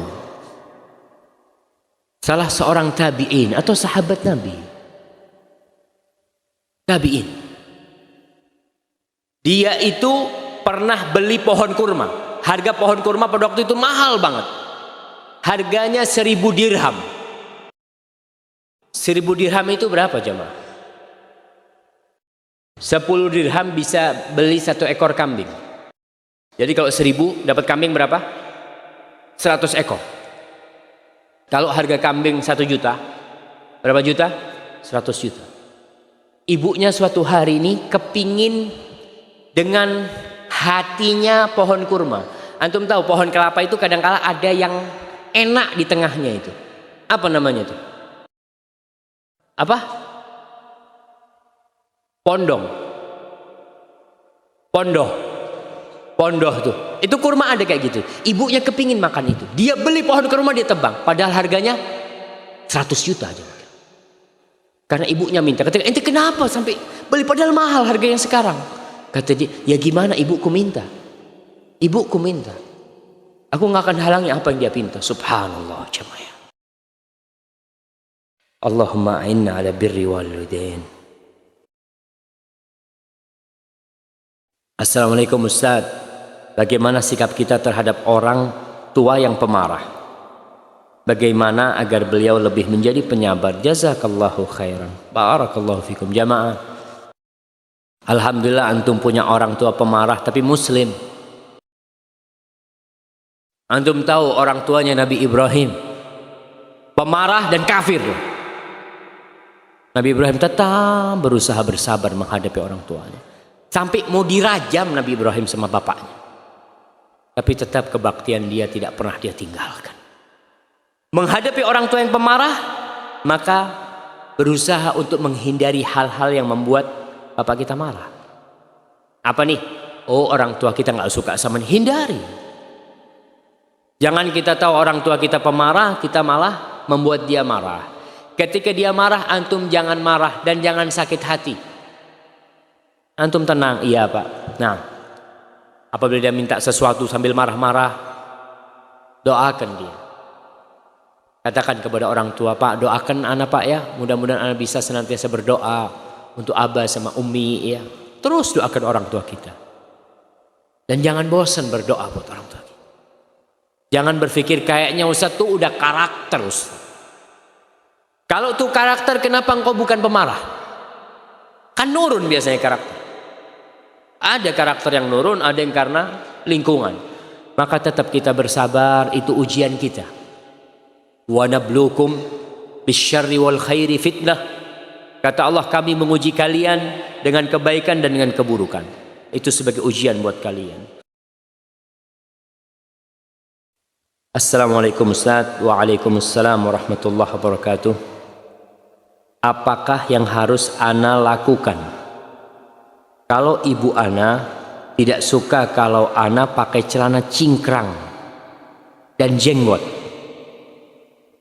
Apakah harus menuruti ibu ana? Apa ana harus menuruti ibu ana walaupun ibu ana sudah tahu kalau itu sunnah? Barakallahu fikum. Ada amalan-amalan yang sunnah. Artinya sunnah diamalkan nggak apa-apa, ditinggalkan rugi. Diamalkan dapat pahala, ditinggalkan rugi. Seperti sholat sunnah.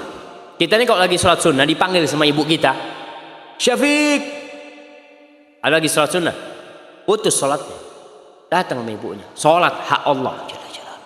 Tapi ketika ibu manggil, kita datang. Puasa sunnah, kita lagi puasa. Puasa Senin, hari Senin. Bapak lagi sarapan. Sinilah temenin bapak makan. Pak, aku lagi puasa, udah, nggak usah puasa. Dia tinggalkan puasa, tinggalkan puasa. Tinggalkan puasa. Bayangkan hak orang tua kita. Tapi untuk hal-hal yang perintah, yang kita harus melaksanakan, maka minta maaf sama orang tua kita.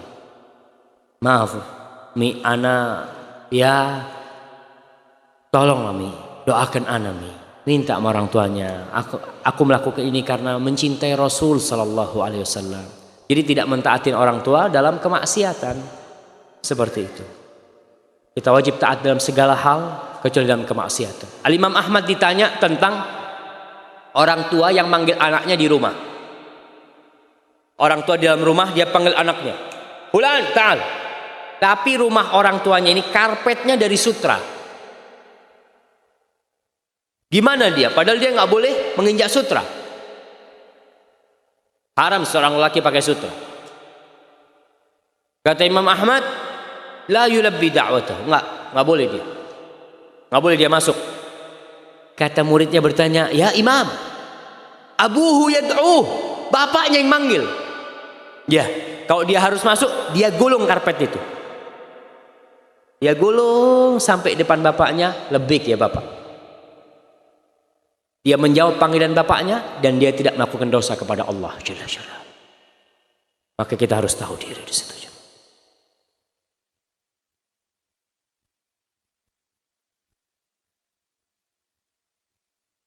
Dijelaskan ridha Allah adalah ridha orang tua.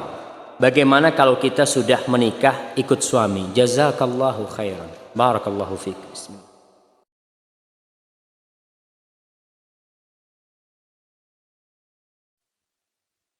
Alhamdulillah. Anak perempuan berbeda dengan anak laki. Apa bedanya?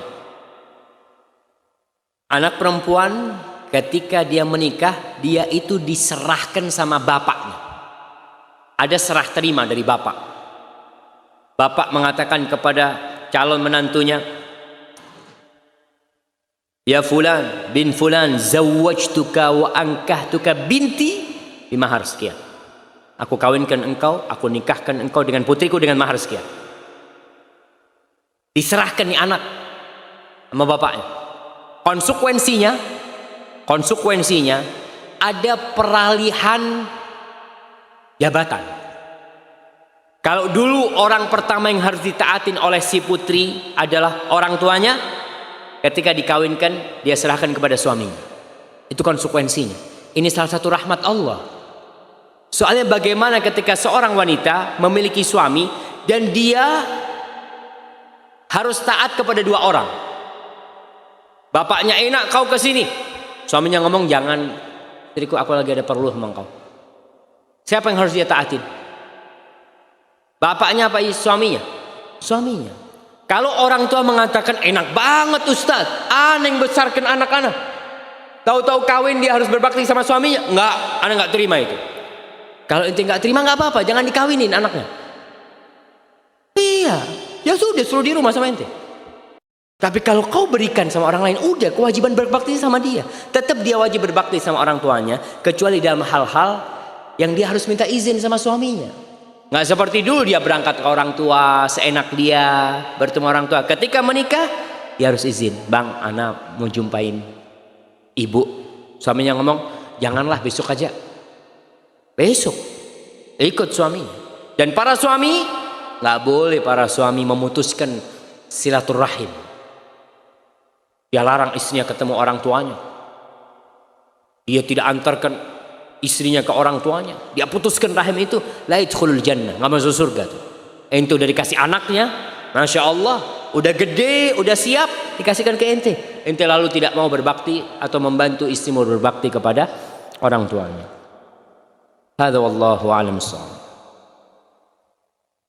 Nah, afwan Ustaz, kalau ibu sudah mati bagaimana cara berbakti? Subhanallah, betul. Sebagian di antara kita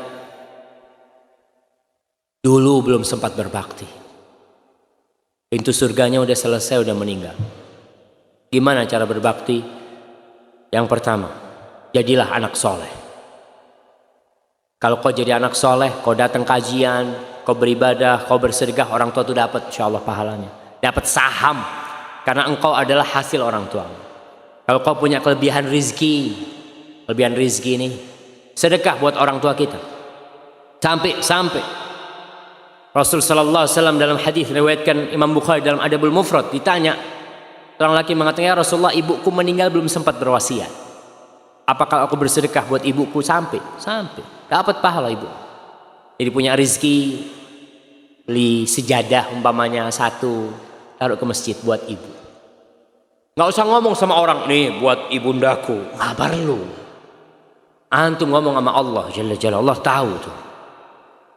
Kemudian istighfar buat keduanya. Rasul sallallahu alaihi wasallam menceritakan tentang seorang orang tua nih yang masuk surga di derajat yang tinggi.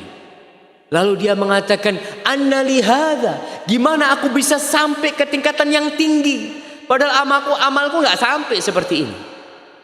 Dikatakan kepada dia, istighfari waladika laka, karena istighfar anakmu untukmu. Terus istighfar.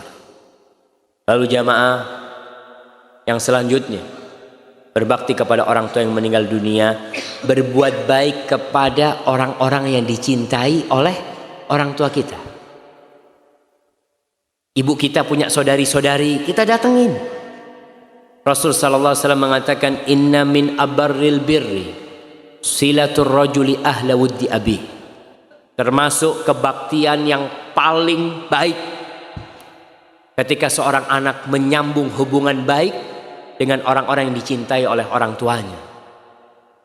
Makanya dulu tuh Masya Allah, orang tua kita kalau ada tamu, kita tuh biasanya dipanggil. Anak ingat dulu sama abah anak, Syafiq sini. Sampai sekarang ya.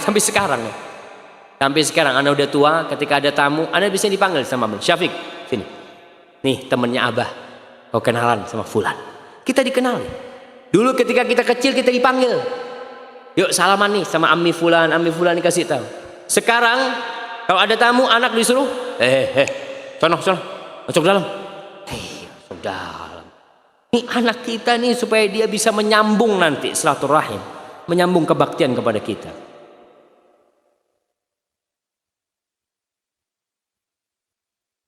Ustaz, istri sulit diajak ngaji dan berpakaian syar'i. Kadang sering cekcok. Benarkah jika dalam Islam pernikahan itu hukum asalnya 2? Jika sulit adil baru 1. Bagaimana mengukur seberapa adil diri kita sebelum melangkah yang kedua? Masya Allah. Ini mau. Iya. Menikah itu hukumnya sunnah. Hukum 1 itu sunnah. 1 itu sunnah. Dan bisa jadi wajib kalau dia takut terjerumus ke dalam dosa.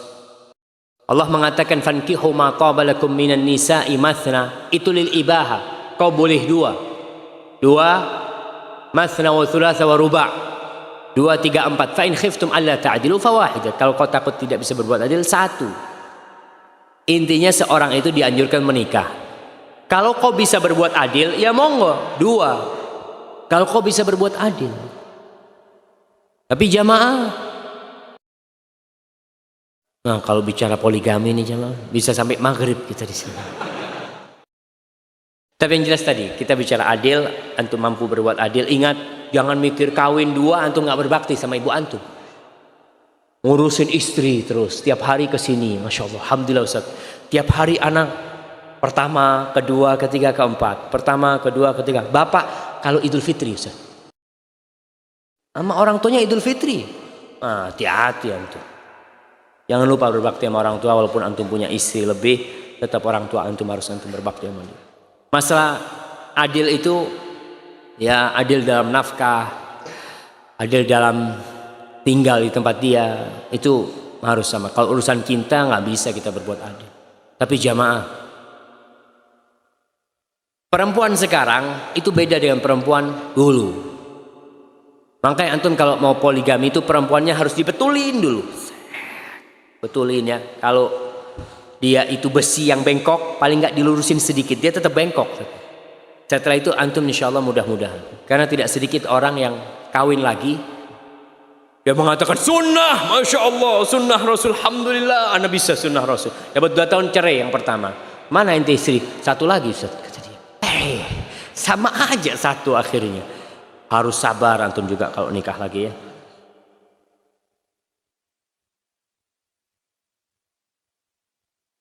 Ustaz, bagaimana cara berbakti kepada orang tua jika sejak kecil sudah tidak memiliki ibu?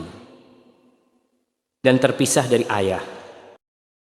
Karena dahulu orang tua saya bercerai dan saya diasuh oleh saudara ayah dan dilarang bertemu ibu karena suatu sebab. Masya Allah, larangan ini tidak boleh dilaksanakan. Semua perintah untuk berbuat maksiat kita nggak boleh taat. Kalau dilarang berjumpa dengan ibunya karena suatu sebab, jumpain ibu. Ibuku yang melahirkan aku, 9 bulan aku di perutnya. Cukup itu sebagai kebaikan ibuku, walaupun ibuku mungkin tidak pernah membesarkan aku. Kalau ada satu sebab mungkin ibunya melakukan suatu kesalahan, oke. Allah itu Tawwabur Rahim. Allah Maha menerima taubat. Kalau ibunya masih berbuat dosa, si anak ini punya kewajiban bagaimana mengajak ibunya meninggalkan dosa itu, jamaah. Maka tetap, jadi kalau disuruh memutuskan silaturahim, kita nggak boleh taat. Kita tetap berbakti sama ibu kita. Kita katakan kepada saudara bapak kita, afwan, minta maaf, tuh ibuku bagaimanapun kesalahan dia, kafir aja tetap harus berbakti. Kafir, apalagi dia muslim, ya. Barakallahu fikum.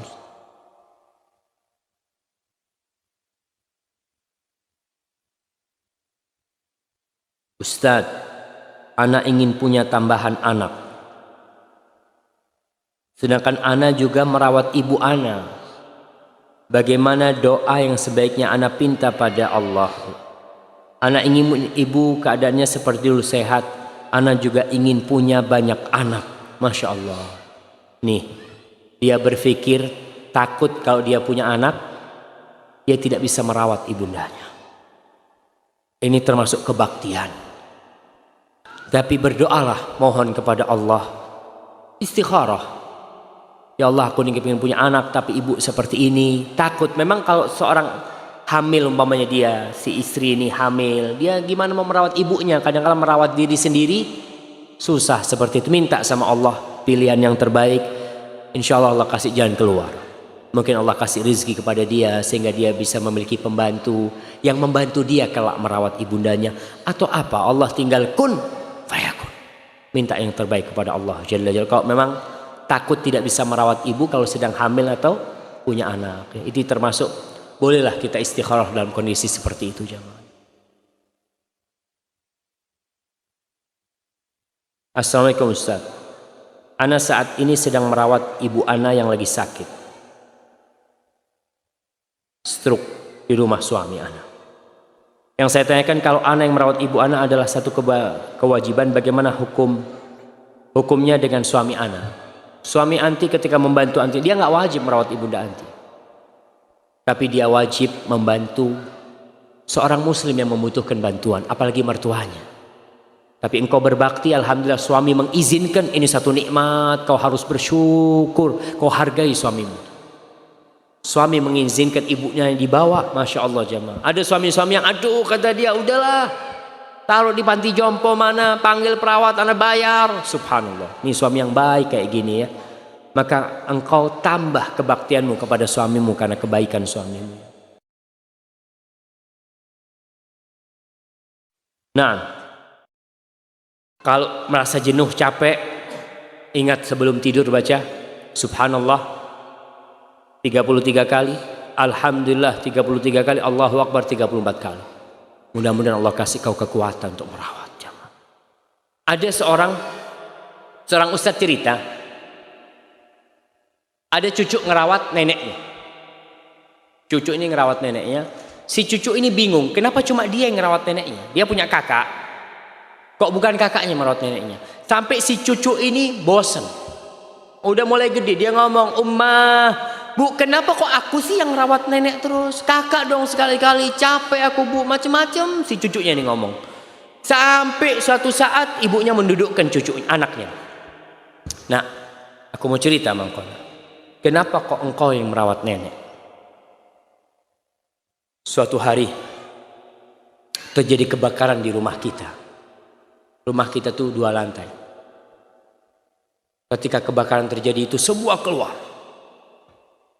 Bapak gendong kakakmu dan ibu gendong engkau dan nenek turun.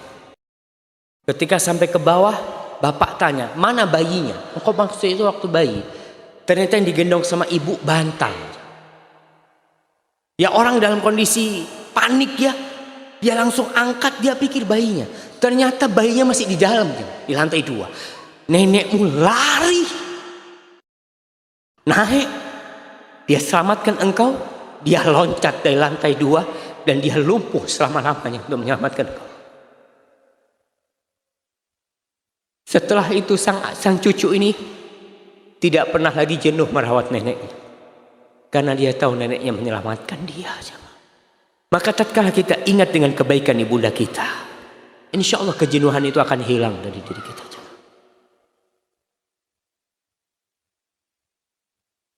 Ustaz Syafiq, bagaimana hukumnya jika ibu selalu mencampuri urusan rumah tangga sehingga saya dan pasangan saya sering bertengkar, Ustaz? Dan bagaimana jalan keluarnya? Subhanallah.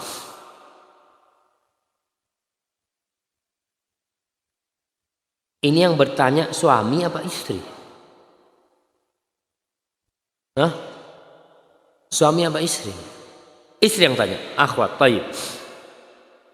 Iya. Jadi ibunya si istri yang suka ngikutin.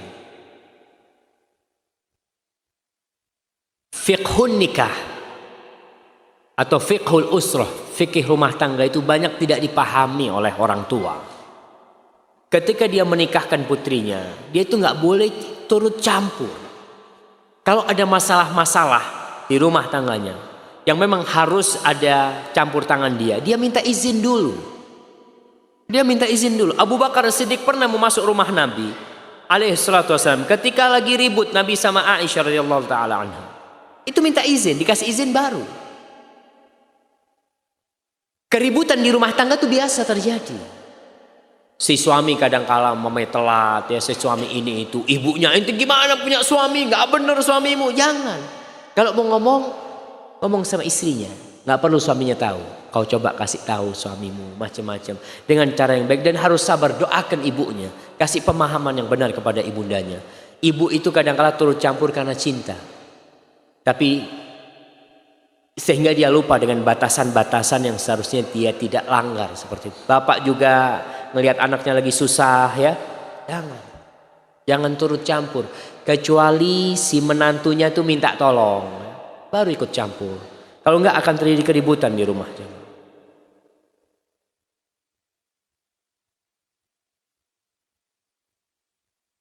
Bagaimana kedudukan mertua? Apakah sama dengan orang tua kandung kita? Enggak sama. Tapi tetap tadi udah disampaikan, orang mertua kita tuh udah ngasih anaknya sama kita. La yashkurullah man la yashkurun nas. Tidak bersyukur kepada Allah orang yang tidak bersyukur kepada manusia. Nih Masya Allah, kau dikasih anaknya udah gede, nggak ikut engkau menyekolahkan dia, kemudian dikasih, bantulah tuh istrimu untuk berbakti sama orang tuanya. Tapi kedudukannya tentunya tidak sama.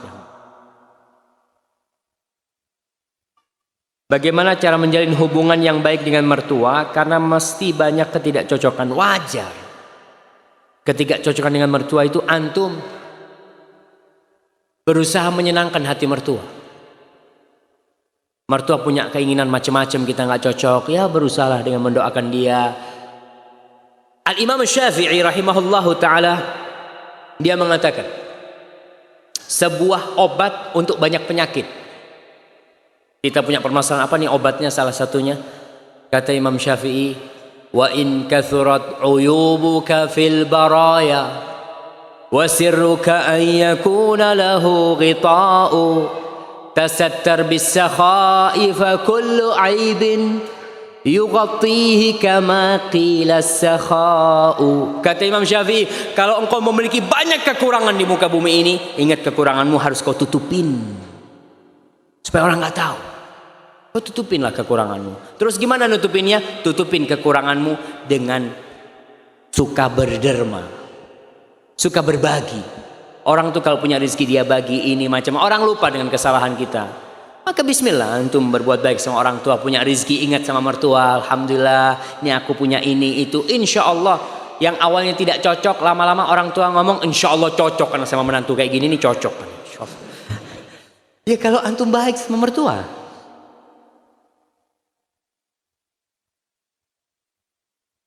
Subhanallah. Anak saya sudah bersuami, namun berzina dengan laki-laki lain. Bagaimana sikap saya sebagai orang tua? Apakah suaminya berhak menceraikannya? Tidak ada hukum rajam di sini. Baik. Bagaimana menghapus dosa zina dia? Para jamaah, Allah Jalla Jalaluhu mengatakan wala taqrabuz zina. Innahu kana fahishatan wa sa'a sabila. Kalian jangan mendekati zina. Zina itu perbuatan na'udzubillah. Perbuatan yang kecil dan jalan yang buruk. Mendekati aja nggak boleh. Makanya dalam Islam tuh hubungan lelaki dengan perempuan ada batasan-batasan yang ketat sekali. Nggak boleh kita berduaan dengan perempuan, berduaan dengan lelaki yang bukan mahramnya, nggak boleh. Bersentuhan, model sekarang nih, salaman, cipiki-cipika, insya Allah. Siapa? Saudara ana dalam Islam, Ustaz, insya Allah. Ya sudah, nggak boleh. Kalau mahram inti baru boleh. Dan itu membuat orang, mulai ketika kita sentuh tangan, ngobrol, adep-adepan berdua, panggilan setan semakin dahsyat, berzina. Maka tolong dalam urusan zina ini, lorong-lorong yang mengantarkan ke zina tutup. Tuh para istri, para perempuan, ingat kalau kau punya teman banyak di Facebook, di Twitter, di WA yang bukan mahrammu, yang nggak ada urusan, delete semuanya. Nggak ada urusan anak sama mereka. Anak ada urusan sama suami anak, sama kerabat-kerabatnya oke. Si suami juga seperti itu. Suami kalau punya swipe-swipe cewek di Facebooknya, enggak. Ana ini berdakwah kepada dia. Oh. Masya Allah, ana minum ya. Bismillah. Jangan. Pokoknya pintu-pintu itu tutup. Subhanallah. Ana kadang-kala kalau sudah ada WA dari harim-harim nih, yang udah mulai panas, ana kasihkan ke istri ana. Ente yang jawab. Supaya apa? Supaya dia tahu diri. Kadang-kala ngomongnya udah mulai nggak enak. Ketika dia ada, alhamdulillah. Mau nggak mau tuh perempuan kalau ketemu sama perempuan juga mulai ngomongnya yang lurus-lurus. Makanya sama antum laki, apalagi antum, masya Allah, di Facebook sebagai pendakwah, Ustaz, ada dakwah. Hati-hati ya jamaah. Baik, berkaitan dengan ini gimana? Na'udzubillah minaz zina, dia harus benar-benar bertobat nih perempuannya. Nggak ada hukum rajam, na'am. Di negeri kita nggak ada. Kalau dia memang dosanya sudah ditutupin, hendaklah bertobat. Suami berhak menceraikan, berhak. Tapi kalau si wanita sudah bertobat dan suaminya masih mau, tafadhol. Bagaimana sikap orang tua? Kadang-kala salah didik orang tua ini, anaknya jadi seperti ini. Kita di Indonesia jamaah, kalau ada anak perempuan dibawa sama cowok, Masya Allah, alhamdulillah, anak-anak sudah laku, Ustaz. Ada yang bawa tuh. Masya Allah, ente. Itu terjadi di masyarakat jamaah. Kau biarkan anakmu berzina, jangan harap kau masuk surga. Engkau akan ditarik sama anak-anakku. Ya Allah, ini bapakku ya Allah. Ini ibuku yang tidak pernah mengajarkan kepada aku tentang Allah, tentang surga dan neraka. Aku dibiarkan bergaul bebas. Hati-hati. Maka orang tuanya pun harus mohon ampun sama Allah. Jangan-jangan karena dia salah didik. Seperti itu. Hadza wallahu a'lam bishawab. Terakhir nih.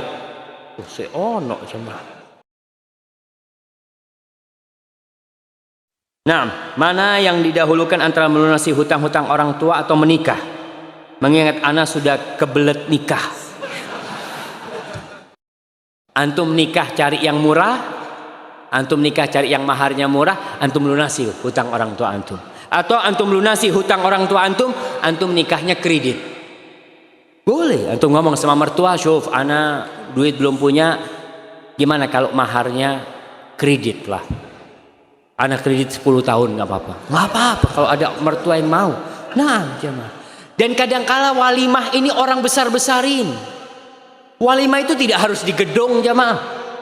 Orang kan mengatakan, oh walimah di gedung, biaya sendoknya sekian, biaya piringnya sekian, nggak kawin-kawin tuh anak. Maka bismillah antum cari mertua, kita walimahnya di rumah.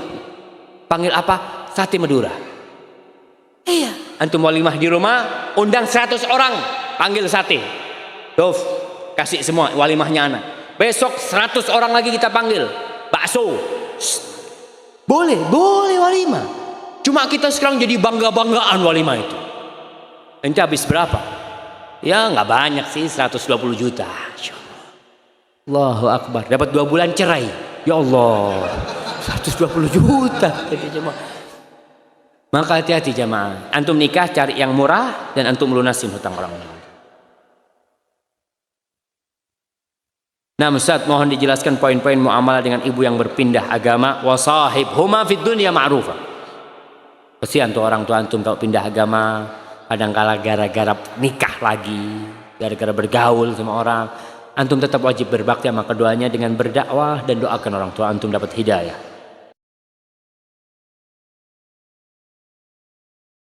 Ana mau tanya, jika ibu kita tidak setuju dengan salah satu wanita pilihan anaknya, lalu apa yang harus kita lakukan? Bismillah, antum cari wanita yang lain. Ustaz, udah kadung jatuh cinta Ustaz. Itu yang jadi masalah. Antum jatuh cinta dahulu, kemudian ngomong sama orang tua. Orang tua nggak cocok. Maka gimana solusinya? Antum memohon kepada orang tua. Kadang-kala orang tua nggak cocok itu banyak alasan. Orang tua takut anaknya dibawa sama tuh perempuan, nggak berbakti kau sama dia. Banyak yang ditakutkan oleh orang tua. Maka engkau harus dilakukan sama orang tua. Kalau orang tua nggak terkena, aku nggak kepingin kau dapat umpamanya orang luar Jawa lah. Kenapa? Aku takut kau nanti dibawa ke sana. Nikah sama orang Kalimantan, ibunya anda nggak setuju. Karena mau nggak mau ada celah nih anak dibawa gitu kan. Enggak, aku minta kau nikah sama orang Surabaya juga. Kenapa Bu? Aku takut kau dibawa. Siapa yang ngurusin ibu nanti kalau kau dibawa? Jadi ada pertimbangan-pertimbangan orang tua yang antum harus perhatikan. Kalau orang tua nggak mau dengan yang umpamanya, ibu nggak maulah sama yang nggak pakai kerudung, ya antum harus taat. Cari perempuan yang pakai kerudung. Kalau ibunya ngomong ibu mau menantu yang tidak pakai kerudung, gimana tuh? Wah berat nih. Katakan sama ibu, Bu, kalau aku dapat istri nggak pakai kerudung, dia ajak sama Tuhannya nggak taat. Dia ajak sama yang memberikan rambut, memberikan mata, telinga, yang memberikan body kepada dia nggak taat. Mana mungkin dia mau taat sama suami yang nggak ngasih apa-apa, ibu? Katakan kepada ibunya dengan cara yang baik, yang santun, dan memohon sama ibunya. Hadza wallahu a'lam bishawab jamaah.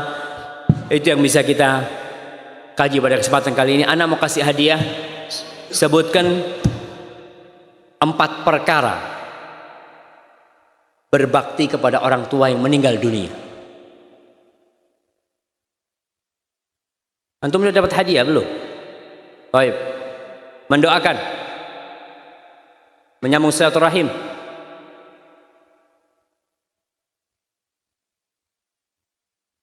Lupa jamaah, insyaallah. Baik, ana minta yang 4, yang 2, yang jauh situ. Nah, ya antum.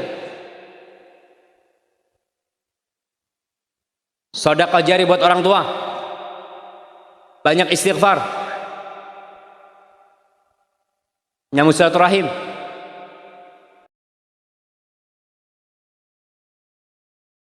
Mendoakan, ya mendoakan. Ya nggak apa-apa lah. Antum taruhan sama dia ya, anak kasih.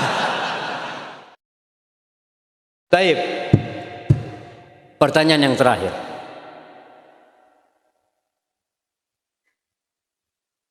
Siapa nama sahabat yang Nabi mendengar bacaan dia di surga? Uwais tabi'in. Antum? Harithah bin Nu'man. Harithah bin Nu'man jamaah. Baik, ana sangat berbahagia sekali bisa berkumpul dengan antum sore hari ini. Mudah-mudahan pulang dari sini antum telepon orang tua antum punya rezeki kirim kepada dia, antum bisa jumpain, cium keningnya, cium tangannya, pijit kakinya, dan doakan dia. Rabbana ighfir lana wa liwalidina warhamhum kama rabbawna shaghira. Sallallahu ala nabiyyina Muhammadin wa ala alihi washabihi wasallam. Wassalamualaikum warahmatullahi wabarakatuh.